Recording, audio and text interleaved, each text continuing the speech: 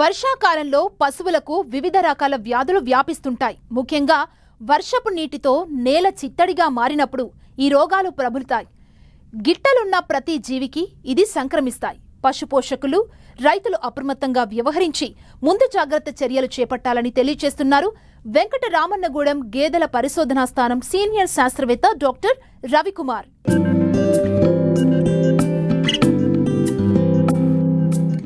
వర్షాకాలంలో సాధారణంగా పశువులు రకరకాల వ్యాధులకు గురవుతుంటాయి.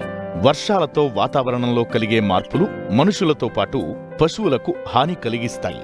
పశువులకు సీజనల్గా వచ్చే వ్యాధులపై అప్రమత్తంగా ఉండి తొలి దశలోనే గుర్తించి నివారించాలి. ముఖ్యంగా గొంతువాపు, జబ్బవాపు, చిటిక వ్యాధులు సంక్రమిస్తాయి. ఇవి ప్రాణాంతకం కూడా.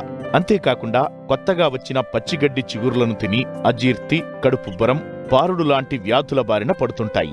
దీంతో పశువులను కాపాడుకోవడానికి పశువైద్యుల వద్దకు రైతులు పరుగులు తీస్తుంటారు. పశువులకు ఏ వ్యాధులు సోకుతాయి, వాటిని ఎలా అధిగమించాలో రైతులకు తెలియజేస్తున్నారు పశ్చిమ గోదావరి జిల్లా వెంకటరామన్నగూడెం గేదెల పరిశోధనా స్థానం సీనియర్ శాస్త్రవేత్త డాక్టర్ రవికుమార్.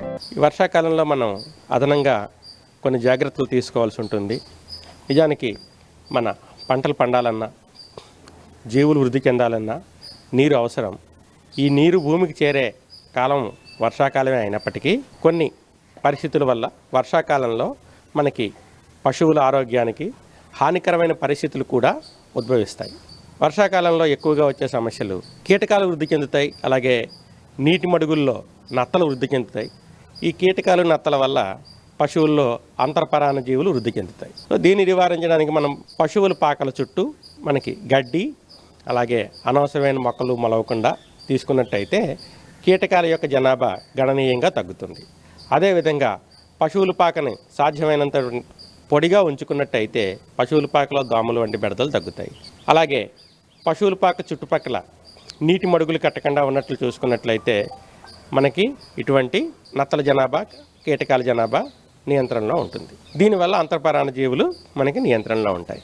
అయినప్పటికీ అంతర్పరాణ జీవుల నివారణ కోసం మనం వర్షాకాలం మొదట్లో డీవార్మింగ్ చేసుకున్నట్లయితే మనకి పశువుల్లో ఉండే అంతర్పరాణ జీవులు నివారించబడి, ఒకవేళ కీటకాలు, నత్తలు ఉన్నప్పటికీ కూడా మనకి ఒక పశువు నుంచి ఇంకొక పశువుకి ఈ వ్యాధులు సంక్రమించకుండా ఉంటాయి.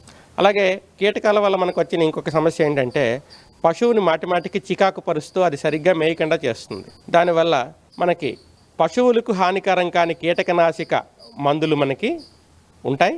ఒకవేళ కొన్ని మందులు మనం స్ప్రే చేసినట్లయితే ఒక పూట పశువుల సాల బయటికి కట్టి ఆ పూట తర్వాత మనం పశువుని తెచ్చుకున్నట్టయితే పశువుకి దీనివల్ల ఎటువంటి ఇబ్బంది ఉండదు, కానీ కీటకాలు నివారించబడతాయి. సో ఇటువంటివి మనకి స్థానిక పశు వైద్యుడి సలహా మేరకు స్థానికంగా ఉండేటువంటి కీటకనాశినులు మనం పిచికారీ చేసుకుంటూ పశువుల పాకల్లోనూ పశువుల పాక చుట్టుపక్కల చేసినట్టయితే మనకి గణనీయమైన మెరుగైన ఫలితాలు అనేవి వస్తాయి.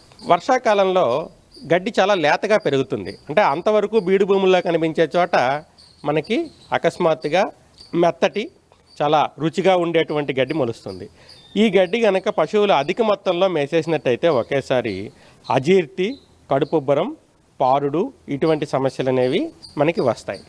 దీన్ని నివారించాలంటే మనం ఏం చేయాలంటే ముందుగా పశువుల్ని కొట్టం వద్ద మేపుకున్నట్లయితే మనం పశువు ఎటువంటి గడ్డి మేయాలి అనేది మనం నిర్ణయించవచ్చు. ఒకవేళ లేత గడ్డి గనక పశువు మేస్తోంది అనుకున్నప్పుడు దాంతోపాటు మనం కొట్టంలో కొద్దిగా ముదరగడ్డి, అలాగే ఎండుగడ్డి ఇచ్చినట్టయితే ఇది నివారించబడుతుంది.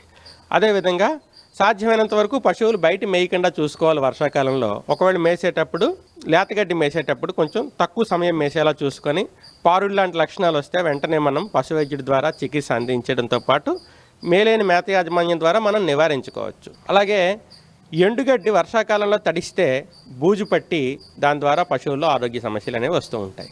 దీన్ని నివారించడం కోసం మనం ఏం చేయాలంటే ఎండుగడ్డి పైన టార్పలిన్ కప్పుకోవటము, అదేవిధంగా వీలైతే ఎండుగడ్డిని బేళ్లుగా కానీ బ్లాకులుగా కానీ, అంటే డెన్సిఫికేషన్ సాంద్రత పద్ధతిలో కొంచెం గట్టిగా నొక్కినవి మనకు దొరుకుతూ ఉంటాయి ఇటుకల ఆకారంలో. ఈ మధ్యని దానికి సంబంధించినటువంటి యంత్ర పరికరాలు కూడా మనకు వచ్చేసాయి. ఈ బ్లాక్స్ని మనం పశువుల కొట్టంలోనే ఒక మూల మనం గుట్టగా వేసుకొని వర్షాకాలంలో అవి తడవకుండా చూసుకోవాలి. ఇంకొక ముఖ్యమైన విషయం ఏంటంటే మనకి దూడలు దాహం వేసినప్పుడు దగ్గరలో ఉండే నీరు తాగేసే అలవాటు ఉంటుంది. దానివల్ల మురికి గుంతల్లో నీళ్లు తాగేస్తుంది. మనకి వేసవి కాలంలో మొత్తం పశువుల పాక చుట్టుపక్కల పరిసరాలన్నీ పొడిగా ఉంటాయి. కానీ వర్షాకాలంలో ఇవి బురద నీటితోని అదేవిధంగా పేడ కలిసిన నీటితోనే ఉంటాయి. ఇటువంటివి కనుక నాకినప్పుడు, దూడలు కనుక నాకినప్పుడు ముఖ్యంగా మనకి వాటి యొక్క ఆరోగ్యం చాలా త్వరగా చెడిపోతుంది. అందువల్ల మనం గుంతలు లేకుండా చూసుకోవాలి. పశువుల పాక చుట్టుపక్కల ప్రాంతాన్ని మనం ఎత్తుపలాలు లేకుండా చూసుకోవాలి. దూడలు అటుపక్క వెళ్ళకుండా చూసుకోవాలి. ఇవన్నీ చూసుకున్నట్లయితే మనకి వర్షాకాలం వల్ల వచ్చే ఇబ్బందుల నుంచి రైతులు బయటపడతారు, లాభం కూడా బాగుంటుంది.